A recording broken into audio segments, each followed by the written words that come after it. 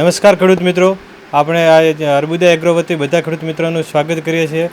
આપણે અહીંયા કિરણભાઈ જે છેલ્લા 4 વર્ષથી નેનાવા એગ્રોમાં અર્બુદા એગ્રો તરીકે ચલાવે છે.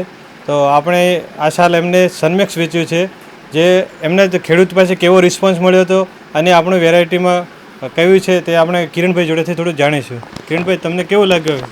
સનમેક્સ બાજરી સારી આવે અને ખેડૂતોને અમે આપ્યું છે, પણ ખેડૂત પણ કહે છે કે સારો માલ છે.